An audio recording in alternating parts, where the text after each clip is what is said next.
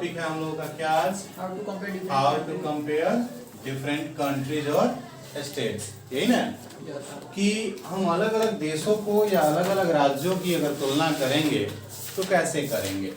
तो एक तो तरीका ये है कि उनको बांट दें 3 भागों में। एक डेवलप्ड, क्या कर दिए? डेवलप्ड। दूसरा डेवलपिंग और तीसरा अंडर डेवलप्ड। लेकिन ये तो हमने बांट दिया कंट्रीज या स्टेट्स को कि कोई कंट्री या कोई स्टेट जो है डेवलप्ड है, कोई डेवलपिंग है और कोई अंडर डेवलप्ड है। लेकिन कहने की बात यह है कि इनको बांटने का तरीका क्या है, किस आधार पे हम किसी कंट्री को डेवलप्ड मानेंगे, किसी को डेवलपिंग मानेंगे। कोई तो क्राइटेरिया होगा ना। Yes sir. ऐसे तो नहीं होगा कि सीधे किसी देश को जो है आप कह दें कि वो डेवलप्ड है और दूसरे देश को कह दें कि वो डेवलपिंग है या वो अंडर डेवलप्ड है। अब इसको दूसरे तरीके से समझने की कोशिश करिए। जैसे मान लीजिए कि students of your class,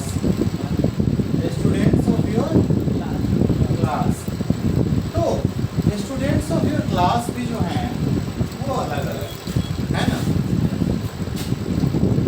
height के आधार पे अलग होंगे, वेट के आधार पे अलग होंगे, कलर के आधार पे अलग होंगे, ड्रेसिंग अलग हो सकता है, रिलीजन अलग हो सकता है, कई सारे क्राइटेरिया हैं। तो जब आप देख रहे हैं कि अगर हम कंपेयर करने जा रहे हैं किस चीज़ को, आप ही के क्लास के आप ही के दोस्तों को, तो हम जो है कई सारी चीज़ें देख ले रहे हैं, जैसे height, weight, colour, dressing, religion. हम बिहेवियर भी जोड़ सकते हैं, ठीक है। वो पढ़ने में कैसा है, मान लीजिए कि इंटेलिजेंट है या नहीं है, ये सारा क्राइटेरिया हम जोड़ सकते हैं ना। ये सारी चीज़ें आ सकती हैं किस चीज़ को कंपेयर करने के लिए, जब हम कंपेयर कर रहे हैं अपनी ही क्लास के कुछ स्टूडेंट्स का। जैसे मान लीजिए आप लोग जो कुछ लोग अभी यहाँ पे, तो जब हम कंट्रीज को कंपेयर करेंगे या जब हम स्टेट्स को कंपेयर करेंगे और उसको जो है एक लिस्ट में रखेंगे कि कौन जो है वो डेवलप्ड है, कौन जो है डेवलपिंग है और कौन जो है वो है अंडर डेवलप्ड है, तो उसका कोई तो क्राइटेरिया होगा, कुछ तो होगा। तो वो क्या है, होता क्या है कि यूजुअली हम करते क्या हैं, हम करते क्या हैं कि एक से ज्यादा क्वालिटीज को लेते हैं, इसलिए ताकि हम क्या कर सकें, कंपेयर कर सकें, ठीक है। तो जब हम देशों को कंपेयर कर रहे हैं, 2 देश को कंपेयर कर रहे हैं, मान लीजिए कि हमारे पास 2 कंट्री है कंपेयर करने के लिए, एक है इंडिया, एक है बगल का ही एक देश श्रीलंका। तो इसमें कौन बेहतर स्थिति में है, क्या दोनों जो है डेवलपिंग कंट्री है ओवरऑल, लेकिन ऐसे में कौन बेहतर स्थिति में है, तो कौन कौन सी चीज़ें जो हैं आएंगी किस चीज़ के लिए, इनके कंपैरिजन के लिए। वो कौन सी चीज़ें हैं जो इनके कंपैरिजन के लिए आ सकती हैं, उसको देखते हैं। तो सबसे पहली चीज़ जो कंपेयर के लिए आ सकती है वो है नहीं, सबसे पहली चीज़ जो कंपेयर के लिए आ सकती है वो है इनकम, आय कितना, ठीक है। देश का इनकम कितना है, इकोनॉमी दूसरी चीज़ है। इकोनॉमी में और सारी चीज़ें भी शामिल हो जाएंगी। हम जब इनकम की बात कर रहे हैं तो केवल उन पैसों की बात कर रहे हैं जो आप कमा रहे हैं। जब इकोनॉमी में हम बात करेंगे तो हम एक्सपेंसेस को भी देखेंगे, दूसरे प्रोडक्शंस को भी देखेंगे कि आप क्या क्या प्रोडक्शन कर रहे हैं, क्या बाई कर रहे हैं, इंपोर्ट कर रहे हैं, क्या सेल कर रहे हैं, ओवरऑल। हाँ, तो ओवरऑल आएगा ना। हम यहाँ एक एक करके देखने की कोशिश कर रहे हैं कि हम कंपेयर करने के लिए कौन कौन सी चीज़ों को क्राइटेरिया लाते हैं। तो पहला चीज हमने क्या लाया, इनकम। तो अगर जिस भी देश का, ठीक है, जिस भी देश का इनकम क्या हो, हायर हो, ठीक है, वो क्या कहलाएगा, वो कहलाएगा मोर डेवलप। और जिसका इनकम जो है लोअर हो वो क्या कहलाएगा, लेस डेवलप। ये दो तरीके हो गए। इनकम ज्यादा है तो वो ज्यादा डेवलप्ड है, और इनकम कम है तो कम डेवलप। हायर इनकम से क्या मतलब, जब हम कह रहे हैं कि हायर इनकम, इससे हमारा क्या मतलब, जब हम कहते हैं कि हायर इनकम से हमारा क्या मतलब है, ठीक है, तो कह सकते हैं कि income which satisfy our needs, कम से कम उतना इनकम, कम से कम उतना कमाई जिससे कि हमारी जरूरत क्या हो सके, पूरा हो सके, हमारी जरूरत जो है पूरा हो जाए। इतना इनकम जिससे कि हमारी जरूरत पूरा हो सके। तो इसको हम कैसे कर सकते हैं कि हायर इनकम से मतलब है कि हमें जो पसंद है, हम जो लाइक कर रहे हैं वो हम उसको पालें। जैसे अगर हमको अभी पसंद है कि अभी हमको एक आईफोन खरीदना है, तो हम यहाँ से मार्केट में जाएं और उसको क्या कर लें, खरीद लें, ना कि 6 महीना प्लानिंग करें, साल भर प्लानिंग करें कि आईफोन खरीदना है, तो दूसरे खर्चों में से क्या करें, कटौती करें, अपने पॉकेट मनी में से बचाएं, या जो भी चीज़ करना है करें सही तरीका, और तब जाकर के जो है हम क्या कर सके, उसको खरीद सके। या बेहतर इनकम से क्या मतलब हो सकता है कि अगर किसी हम महंगे रेस्टोरेंट में खाना खाना चाहते हैं, ठीक है, हम किसी कॉस्टली होटल में खाना खाना चाहते हो, तो हम जाके आराम से ऑर्डर दें और क्या करें, भोजन को करें। ये हो गया जो क्या दिखला रहा है, हायर इनकम को दिखला रहा है। तो जितना ज़्यादा आप इनकम कर सकते हैं, वो जो है एक इम्पोर्टेंट गोल हो जाएगा जब हम कंपेयर करेंगे किसी कंट्री को। तो हम तो यहाँ अभी तक क्या देख रहे थे, इस एग्जाम्पल में हम एक पर्सन के इनकम को देख रहे थे कि एक व्यक्ति का इनकम जितना बेहतर होगा वो अपनी जरूरत उतनी बेहतर ढंग से पूरा कर सकता है, ठीक है।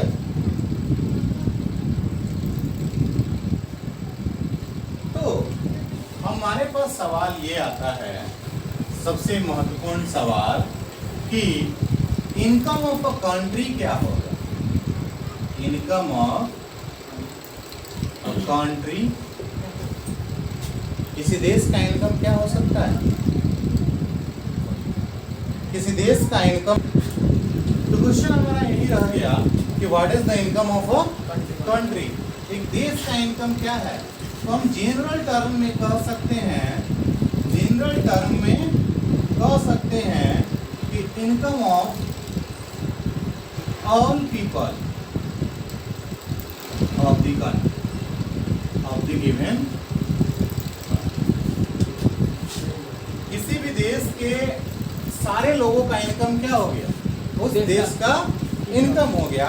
अब इससे फर्क नहीं पड़ता है कि कौन क्या अर्न कर रहा है, कोई कम अर्न कर रहा है या कोई ज़्यादा अर्न कर रहा है। तो income of all the people of the country हमें क्या दे देता है, ये हमें दे देता है total income of the country. क्या देता है, total income of the country. लेकिन समस्या ये है कि अगर हम दो देशों की तुलना कर रहे हैं, क्योंकि हम कंपेयर किस चीज की कर रहे हैं, कंट्री या स्टेट की, तो तो जब हम दो देशों की तुलना कर रहे हैं तो वहाँ total income of the country जो है एक अच्छा मेजर नहीं माना जाएगा, एक अच्छा मेजर नहीं माना जाएगा। कारण क्या है? तो पॉपुलेशन जो है क्या है, किसी देश का पॉपुलेशन कम है, किसी देश का पॉपुलेशन ज्यादा है। यही ना कारण है कि टोटल इनकम जो है उस देश का एक आदर्श पैमाना नहीं माना जा सकता, एक आइडियल नहीं माना जा सकता कि हम कंपेयर करें कंट्री के टोटल इनकम को। ठीक है, तो कैसे निकलेगा, क्या करना होगा? सवाल यहाँ ये हो जाता है कि इस स्थिति में क्या करना होगा जबकि हम दो देशों का क्या करेंगे, कंपेयर करेंगे। तो हमको निकालना होगा, यहाँ से इसको हटा दें, to compare the income of two countries, दो देशों का क्या करना, इनकम का कंपैरिजन करना। आप निकालेंगे average income of the country, average income of the, क्या निकाल रहे हैं हम लोग? एवरेज इनकम निकाल रहे हैं। ठीक है, अब एवरेज इनकम को ही आप कहते हैं, इसी का दूसरा नाम है पर कैपिटा इनकम, पर कैपिटा इनकम। ठीक, अब एवरेज इनकम निकालने का तरीका क्या है? मान लीजिए कि टोटल इनकम हुआ हमारा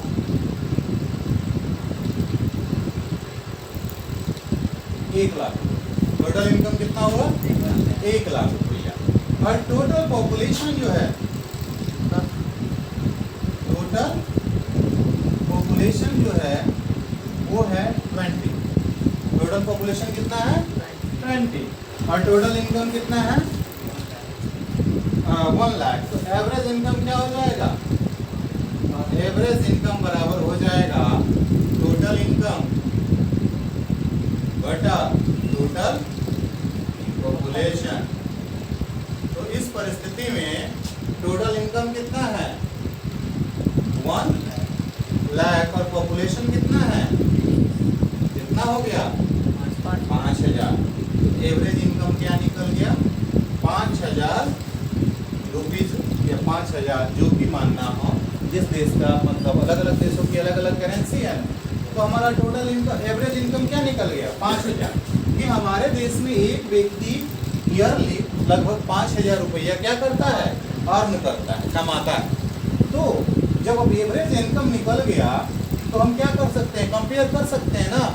जिसका 5000 से ज़्यादा होगा वो हमसे बेहतर स्थिति में होगा, और जिसका 5000 से कम होगा वो हमसे बेहतर स्थिति में नहीं होगा। ठीक है, अब आगे के टॉपिक पे आते हैं।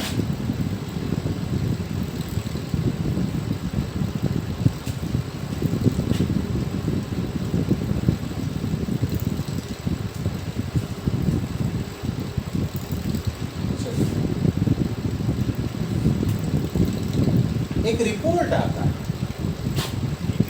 आता है, जिसका नाम है वर्ल्ड डेवलपमेंट रिपोर्ट, और जो ऑर्गेनाइजेशन इसको तैयार करती है उसका नाम है वर्ल्ड बैंक। क्या नाम है? World bank. ठीक है, अब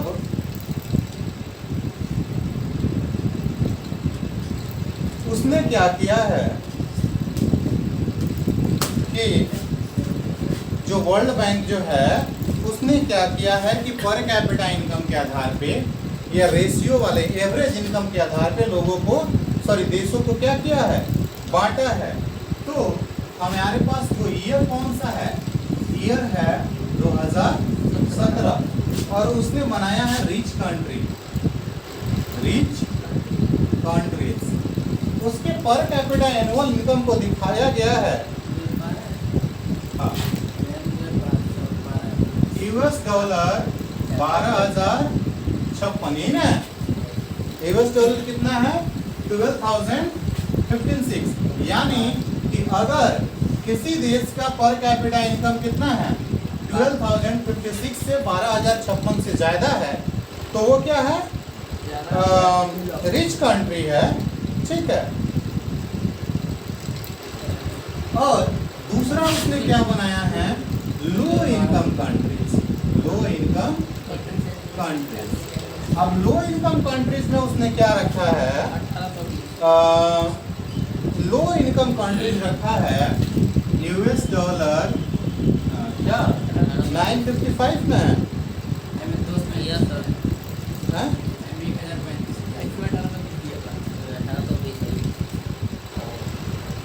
तो यूएस डॉलर 955 और लेस या तो साल में आप कितने डॉलर कमा रहे हैं 955 डॉलर या उससे कम कमा रहे हैं तो आप किस में आ जाते हैं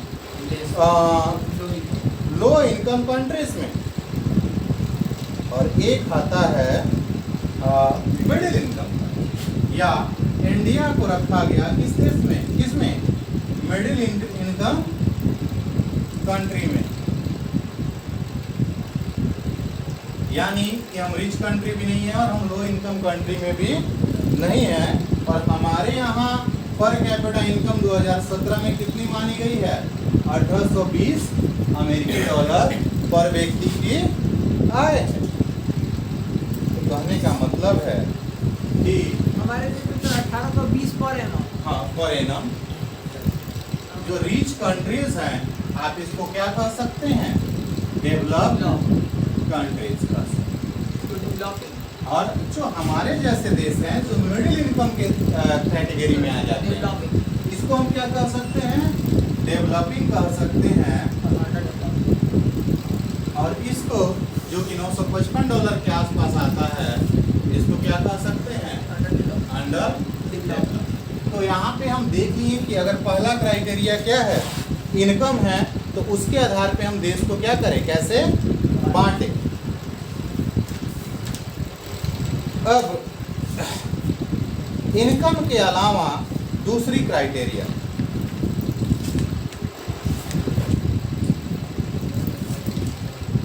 इनकम के अलावा अब हम दूसरी क्राइटेरिया को देखने की कोशिश करते हैं।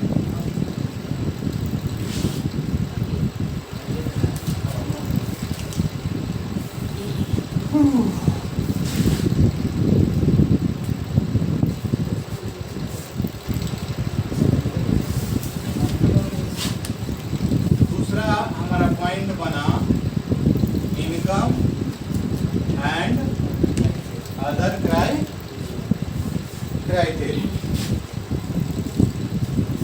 कल हम लोग एक एग्जाम्पल देखे थे कि जब हम एक किसी व्यक्ति के डेवलपमेंट की बात कर रहे थे तो कुछ चीजें निकल के सामने आई थी, जैसे उसको इनकम चाहिए था,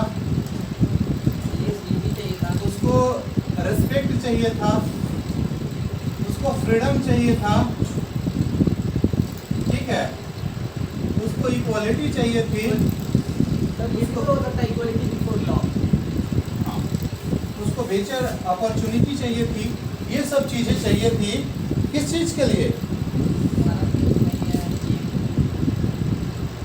एक व्यक्ति को डेवलप करने के लिए ये सब चीजें चाहिए थी, ठीक है।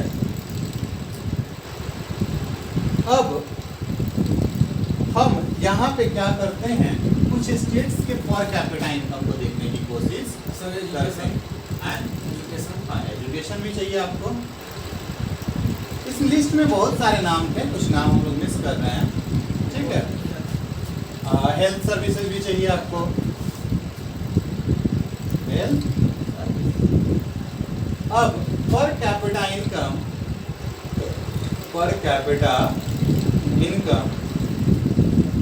Of some states, per capita income of some states. अब यहाँ है हमारे पास स्टेट और दूसरा बॉक्स है पर कैपिटा इनकम। पर कैपिटा इनकम कैसे निकाले हैं total income divided by total population. Data है हमारे पास 2015-2016 का। पहला राज्य है हरियाणा, तो हरियाणा राज्य है यहाँ पे बताया जा रहा है कि पर कैपिटा इनकम है 1,62,034 रुपया, 1,62,034 रुपया। दूसरा है केरला, दूसरा स्टेट हमारे पास क्या है? केरला है। केरला की इनकम दिखाई जा रही है 1,40,190। और तीसरा है बिहार, बिहार की इनकम कितनी दिखाई जा रही है? 31,454। ठीक, अब यहाँ कंपेयर करिए, हम केवल इनकम को देख रहे हैं अभी। तो हरियाणा जो है इस आधार पे क्या कहलाएगा? डेवलप्ड स्टेट कहलाएगा। क्या कहलाएगा? डेवलप्ड स्टेट कहलाएगा। केरला जो है कुछ हद तक से ये भी डेवलप्ड स्टेट के ही, क्योंकि 1,40,000 रुपया ये बड़ा अमाउंट है, ये भी डेवलप्ड ही कहलाएगा। लेकिन बिहार अंडर डेवलप्ड की सूची में चला जाएगा, क्योंकि सोचिए केवल 31,000 रुपीज अ ईयर, क्योंकि पर कैपिटा इनकम आप पर मंथ तो निकालते नहीं है। पर कैपिटा इनकम कैसे निकल रहा है? एनुअल निकल रहा है। तो 31,000 पर ईयर का मतलब हुआ कि मंथली आपका अराउंड कितना पड़ेगा?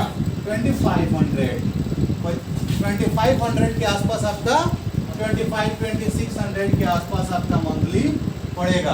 और 2600 मंथली पड़ने का मतलब क्या हुआ? 8-24 लगभग 85 रुपया डेली, यही ना हुआ? क्या आज के इस दौर में 85 रुपया में एक दिन चलाना संभव है? इन दिस मतलब इन्फ्लेशन, इतनी महंगाई के बीच में ये संभव है? नहीं है। तो हम क्या कह सकते हैं कि हम जो है कहाँ पे हैं, या बिहार कहाँ पे है? अंडर डेवलप्ड है। तो हम क्या देख रहे हैं? हम ये देख रहे हैं कि हरियाणा का इनकम जो है क्या है? सबसे बेहतर है। उसको केरला कुछ हद तक फॉलो कर रहा है, उसके कुछ नज़दीक तक है। लेकिन बिहार के इनकम जो है क्या है? सबसे कम है। ठीक है, अब दूसरी कुछ डाटा को कंपेयर करने की कोशिश करते हैं। इसके अलावा हमने पर कैपिटा इनकम को कर लिया, दूसरी कुछ डाटा को कंपेयर करने की कोशिश करते हैं इन्हीं 3 राज्यों में। किन राज्यों में? इन्हीं 3 राज्यों में, हरियाणा में, केरला में और बिहार में। चलिए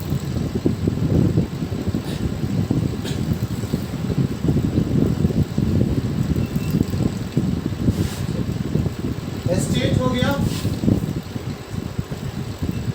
यहाँ पे आ रहा है इन्फांट मोर्टेलिटी रेट। क्या आ रहा है? इन्फांट मोर्टेलिटी रेट। अब इन्फांट मोर्टेलिटी पे क्या कहा जा रहा है? 1000 बर्थ। डाटा है 2016 का। ठीक, इन्फांट मोर्टेलिटी क्या है? इन्फांट मोर्टेलिटी रेट ये है कि अगर आपके यहाँ 1000 बच्चे जन्म ले रहे हैं, ठीक है, उसमें से कितने बच्चे जो हैं at the time of birth death कर जा रहे हैं। ठीक है, लाइटरेसी रेट। लाइटरेसी रेट समझ रहे हैं? पढ़ाई का क्या परसेंटेज है? 2011 का डाटा हमारे पास उपलब्ध है। और नेट अटेंडेंट रेशियो हमारे पास क्या है? Net attendance ratio. अब नेट अटेंडेंस रेशियो में 2 टर्म है। 14-15। ठीक है, पर 100%, ये क्या है? पर 100%। दूसरा चीज इसमें क्या दे रहा है? Secondary age. सेकेंडरी एज, तो सेकेंडरी एज क्या होता है? 14 से लेकर के 15 साल तक। और ये डाटा का ईयर हमारे पास उपलब्ध है 2013-14। अब हमारे पास कंपेयर करने के लिए इनकम को छोड़ के 2-3 चीजें आ गई। ठीक है, इनकम के अलावा आ गया कि हमारे पास अगर 1000 बच्चे जन्म ले रहे हैं तो जन्म के समय कितने बच्चे मर जा रहे हैं। लाइटरेसी रेट कितनी है? मतलब पढ़े लिखे बच्चे कितने परसेंट हैं या पढ़े लिखे लोग, और सेकेंडरी स्टेज में यानी कि 14-15 साल की उम्र में कितने बच्चे अभी भी क्लासेज अटेंड कर रहे हैं। फिर वही स्टेट है हमारे पास हरियाणा, केरला और हम किसी भी 3 स्टेट को लेकर के कंपैरिजन कर सकते हैं, लेकिन डाटा हमारे पास इसी का उपलब्ध है। ठीक है, तो यही करना है। तो हरियाणा में कितना है? 33 है ना। हरियाणा में कितना हो गया? 33। केरला में 10 और बिहार में कितना है? 38। तो आप देख रहे हैं कि इन्फांट डेथ में भी बिहार जो है क्या है? बहुत आगे है। ठीक है, उसके बाद लिटरेसी रेट देखिए, तो हरियाणा में कितना कर रहा है लिटरेसी रेट? 82% लोग यहाँ पढ़े हुए हैं। 94% लोग केरला में जो है पढ़ाई लिखाई करते हैं, लेकिन बिहार में केवल और केवल 62% लोग हैं। अब आइए सेकेंडरी क्लासेज में, यहाँ 61% है, यहाँ कितना है? 83% है, और बच्चा जैसे ही 5वीं क्लास तक पहुँचता है तो ये 43 रह जाता है बिहार में। ठीक है, अब 2-3 टर्म आया है। ठीक है, इन्फांट मोर्टेलिटी रेट यही आया था। इन्फांट मोर्टेलिटी रेट शॉर्ट टर्म है इसका IMR।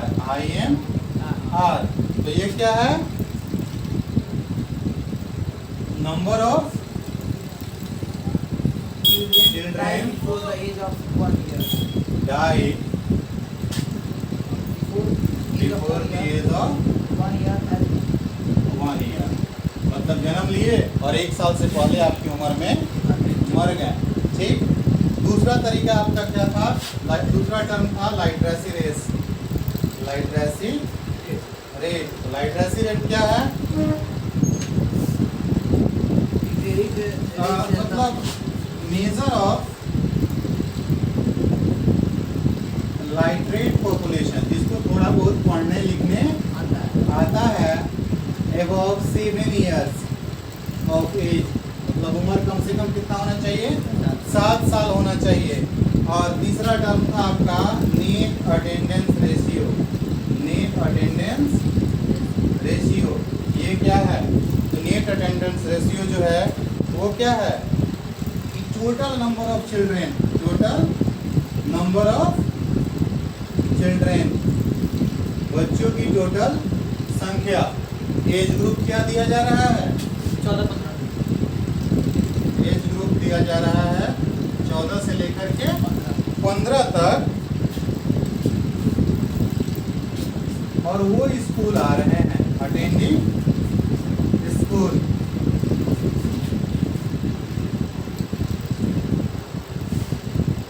as percentage